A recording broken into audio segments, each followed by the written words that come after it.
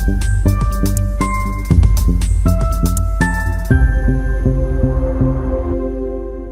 Friends, welcome to यज्ञ investment academy. सो Tata steel ने एक मेजर अनाउंसमेंट किया था लास्ट वीक कि वो अपने 7 सब्सिडियरी कंपनीज उनको मर्ज करने वाले हैं वापस टाटा स्टील में। तो आज हम देखेंगे कि इनके डिटेल्स और कैसे इंपैक्ट करेगा ये टाटा स्टील को और इन्वेस्टर्स के लिए कोई ऐसी चीज जो बहुत इंपॉर्टेंट हो जिस पे उन्होंने ध्यान देना चाहिए। तो पहले हम देखेंगे कि कौन सी कंपनीज यहाँ पे मर्ज हो रही है या फिर अमालगमेट हो रही है। तो टाटा स्टील की Tata steel long products limited, tin plate company India limited, Tata metaliks, TRF limited, Indian steel and wire products limited, Tata steel mining company and S and T mining company limited. तो ये 7 कंपनीज है जो यहाँ से मर्ज होने वाली है टाटा स्टील के अंदर। इनमें से 4 कंपनीज ऑलरेडी लिस्टेड है और वो आप ट्रेड कर सकते हो उसके ऊपर एक्सचेंजेस पे। 3 ऐसी भी कंपनीज है जो लिस्टेड नहीं है। तो आप ये कंपनीज जब मर्ज हो जाएगी तो हम देखेंगे कि इम्पैक्ट क्या होता है टाटा स्टील पे। इसके पहले हम ये जान लेते कि ये कंपनी करती क्या है। तो कंपनीज जैसे कि टाटा स्टील लॉन्ग प्रोडक्ट्स है, they are in the business of manufacturing high alloy steel primarily for auto sectors, wire rope industry. ये सब चीजों में टाटा स्टील लॉन्ग प्रोडक्ट्स है। तो बेसिकली इनका जो रॉ मटेरियल है वो स्टील रहेगा और वहां से जो स्टील के प्रोडक्ट्स ये बनाएंगे और वो अलग अलग इंडस्ट्री को केटर करेंगे। तो टाटा स्टील का बेसिक बिजनेस खुद का, that is producing crude steel out of iron ore and coking coal. तो यहाँ पे हमें ये देखना है कि टाटा स्टील भी क्या कर रहा है। तो पहले ये कंपनीज 7 कंपनीज करती क्या है, let's have a look at them. Tata steel long products, ये स्टील से बनी हुई अलग अलग प्रोडक्ट्स ये अलग अलग सेक्टर को केटर करती है। यानी हाई एलॉय स्टील जो ऑटो सेक्टर में लगता है, या फिर वायर रोप इंडस्ट्री में ये उसके खुद के प्रोडक्ट्स बेचता है, या फिर उनके जो स्टील की प्रोडक्शन कैपेसिटी, स्पेशलिटी स्टील की जो प्रोडक्शन कैपेसिटी है वो लार्जेस्ट है इंडिया में। तो ये हो गया टाटा स्टील लॉन्ग प्रोडक्ट्स के बारे में। उसके बाद आता है टिन प्लेट कंपनी। तो आपने कभी देखा रहेगा कि ऑयल या फिर ऑयल के जो कैंस आते हैं, जो एडिबल ऑयल्स होते हैं उनके कैंस आते हैं, या फिर पेंट का जो डब्बा रहता है स्टील का, वो एक टिन से बना हुआ रहता है। एट द सेम टाइम आपने कभी केचप या फिर अल्कोहल्स के बॉटल्स को देखा रहेगा जहां पे आपको ऊपर एक एल्यूमिनियम का कैप रहेगा, उसको बोलते हैं क्राउन।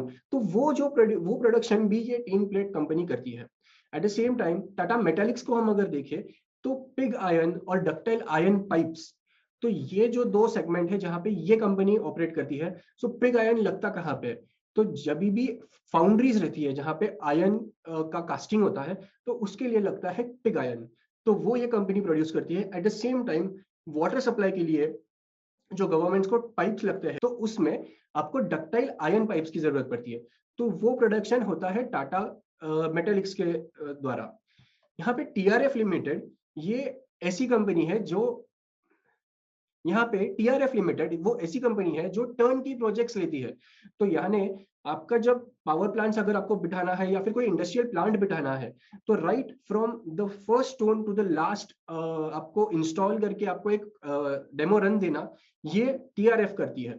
तो यहाँ पे आप देख सकते हैं कि अगर हम इंटीग्रेट करें ऊपर से नीचे तक, जो आपको रॉ मटेरियल लगता है स्टील या फिर स्टील के प्रोडक्ट्स, वो सब आपके वैल्यू चेन में आ जाता है और वो टीआरएफ यूटिलाइज करती है for the projects which it has received from the clients to set up a plant. तो यहाँ पे the Indian steel and wire products, यहाँ पे वो टीएमटी बार्स या फिर वेल्डिंग गुड्स या फिर नेल्स, ये सब जो प्रोडक्शन का लाइन असेंबली लाइन है वो Indian steel and wire products limited ये करते हैं। तो आपका यहाँ पे जो बेसिक मटेरियल है, रॉ मटेरियल स्टील, यहाँ से अनगिनत प्रोडक्ट्स बना सकते हो। तो वो हर प्रोडक्ट जो अलग अलग सेगमेंट में केटर करता है उस हिसाब से अलग अलग कंपनीज यहाँ पे प्रोड्यूस करती है और मार्केट में उसको ऑपरेट करती है। टाटा स्टील माइनिंग लिमिटेड, ये कंपनी, इनके पास है 3 क्रोमाइट माइंस और 8 फेरो एलॉय प्लांट्स। यानी ये करते क्या है, इनको जब आपको अलॉय बनाना होता है स्टेनलेस स्टील या फिर रिफैक्टरी करना, मैन्युफैक्चरिंग जिसको बोलते हैं, अगर वो करना है तो आप ये कंपनी के पास जाओगे कि ये कंपनी ये सब प्रोड्यूस करेगी। ठीक है, उनके पास खुद के कैप्टिव माइंस है जो वो यूज करते हैं for as a raw material and फिर वो वहां से प्रोडक्शन करके आगे भेजते हैं। S&T Mining Company Limited was a joint venture between Steel Authority India Limited and Tata Steel for getting the licences of captive coal mines. तो यहाँ पे ये कंपनी FY19 से ऑपरेट तो नहीं कर रही है, बट आज उन्होंने टाटा स्टील ने वो कंपनी को उसका स्टेक बायबैक कर दिया है सेल से, और वो जो जॉइंट वेंचर था वो it is no more a joint venture, it is a fully owned subsidiary of Tata steel. So यहाँ पे हम एक फ्लो चार्ट के द्वारा ये समझेंगे कि कौन सी कंपनी की कितनी कैपेसिटी है और वो कैसे हेल्प करेगी वर्टिकल इंटीग्रेशन में टाटा स्टील कंपनी को एज अ ग्रुप। तो यहाँ पे हम देख सकते हैं कि Tata steel long products, TRF limited, Tata steel mining company, SNT mining company, Tata steel mining limited, tin plate company India limited, Tata metallics and Indian steel and wire products limited. तो ये जो 6 कंपनीज है वो इनकी कैपेसिटीज हमने मेंशन की है, as well as Tata steel का भी खुद का मेंशन किया है कैपेसिटी क्या है। SNT माइनिंग कंपनी लिमिटेड के लिए इसका डेटा इसकी वजह से नहीं मेंशन किया बिकॉज वो FY19 के बाद अनऑपरेशनल है। तो पहला डाउट कोई भी इन्वेस्टर को ये आएगा कि ये कर क्यों रहे हैं, ये मर्ज करने की जरूरत क्या थी जब आपकी सब्सिडरीज ऑलरेडी फ्लोट हो रही है मार्केट में और वहां से कंपनी के पास वॉल्यूम्स भी है, वहां पे ट्रेड भी हो रहा है। तो what is the necessity of amalgamating these 7 companies into one group company? तो let's understand a concept of vertical integration. तो होता क्या है जब एज अ होल्डिंग कंपनी तो ईज आउट ऑपरेशनल डिफिकल्टीज, हम करते क्या है कि हम हर कंपनी को अलग CEO, हर अलग मैनेजमेंट ये अपॉइंट करके हम फ्लोट कर देते हैं। तो यहाँ पे होता क्या है कि आप हर कंपनी को एक अलग डिवीजन समझ लीजिए और हर डिवीजन का एक अलग मैनेजमेंट या फिर हेड रहेगा, वो मैनेजमेंट वो कंपनी को ओवरलुक करेगा। तो अब यहाँ पे हो क्या रहा है, यहाँ पे आप जब रॉ मटेरियल प्रोक्योर करते हो तो हर कंपनी को अलग से रॉ मटेरियल प्रोक्योरमेंट इनकी चल रही थी। तो कहीं पे वो चीज एक अगर ग्रुप लेवल पे प्रोक्योरमेंट होती है और फिर वो डिस्ट्रीब्यूट की जाती है तो it gives a positive impact on your margins. ठीक है। एट द सेम टाइम जब टाटा स्टील उसके एक सब्सिडियरी को लोन देती है तो वो कंपनी के डेट पे आ जाता है, उसके बैलेंस शीट पे आ जाता है सब्सिडियरी के। बट अब मर्जर होने के बाद ये फ्लेक्सिबिलिटी मिल जाती है कंपनी को कि मैं जो मेरा कैश फ्लो है वो अक्रॉस ऑल डिविजन्स मैं मैनेज कर लूं। अगर मेरे ये डिवीजन XYZ डिवीजन को जरूरत पड़ती है तो मैं जो कैश है वो वहां पे डाइवर्ट कर सकता हूँ, कैश फ्लो फ्रॉम ऑपरेशंस। या फिर मेरा अगर समझ लीजिए टाटा स्टील लॉन्ग प्रोडक्ट्स में मुझे कैश की जरूरत है तो मैं वहां पे डाइवर्ट कर सकता हूँ थ्रू द सेम चैनल। ये सब चीजें सीमलेसली पॉसिबल है जब आप एक सिंगल एंटिटी हो। जब आपके कुछ कंपनीज फ्लोट हो चुके हैं मार्केट में और वो कंपनीज को आपको कैश देना है या फिर आपको लोन देना है या फिर आप कैश रिक्वायरमेंट है वहां पे, तो आपको एज अ डेट या फिर इक्विटी ही देना पड़ेगा। तो उस केस में ये सो जब मर्ज एंटिटी रहेगी तो वो यहाँ पे उसकी जरूरत नहीं पड़ेगी, वो सीमलेसली वो ट्रांसफर कर सकते हैं। Now let's understand vertical integration. तो वर्टिकल इंटीग्रेशन क्या होता है कि अभी सपोज टाटा स्टील लॉन्ग है, उनको स्टील की जरूरत है, क्रूड स्टील की जरूरत है, और वो क्रूड स्टील की कैपेसिटी टाटा स्टील के पास है ऑलरेडी। तो वो टाटा स्टील उसको क्रूड स्टील दे देगा और वो उसका प्रोडक्शन कंटिन्यूअसली करेगा। तो यहाँ पे समझते हैं वर्टिकल इंटीग्रेशन। तो वैल्यू चेन में हर लेवल पे एक अलग कंपनी ऑपरेट कर रही है टाटा ग्रुप में। तो अब Tata steel for example, Tata steel crude steel produce करेगा, उसके बाद टाटा स्टील लॉन्ग को देगा, टाटा स्टील लॉन्ग उसको प्रोसेस करके कोई अलग प्रोडक्ट मैन्युफैक्चर करेगा और वो आगे जाके मार्केट में बेचेगा। Now this can be said, this can be true even for tin plate company India. यहाँ पे क्या होता है कि टिन प्लेट प्रोड्यूस करने के लिए रिक्वायर्ड है हॉट रोल्ड कॉइल्स, और ये hot rolled coils is around 70 to 75% of their actual raw material cost. तो रॉ मटेरियल कॉस्ट, और ये हॉट रोल्ड कॉइल कौन करता है प्रोड्यूस, ये करता है टाटा स्टील। तो आप ये देख सकते हो कि अगर टाटा स्टील प्रोड्यूस करेगा तो at the same time tin plate company जो है वो उनको हॉट रोल्ड कॉइल्स आ जाएंगे seamlessly, because it is a intra company affairs. You don't have to calculate it on your arm's length basis. You don't have to calculate it on arm's length basis. तो this is one of the benefits कि आप merger क्यों कर रहे हो। तो यहाँ पे जो इंटीग्रेशन है वो पूरा ग्रुप लेवल पे बहुत सीमलेसली एक्ट करेगा ये कंपनी के लिए। सो इम्पैक्ट जो है फाइनेंशियल्स पे वो हम अभी देखेंगे कि क्या एग्जैक्टली होता क्या है।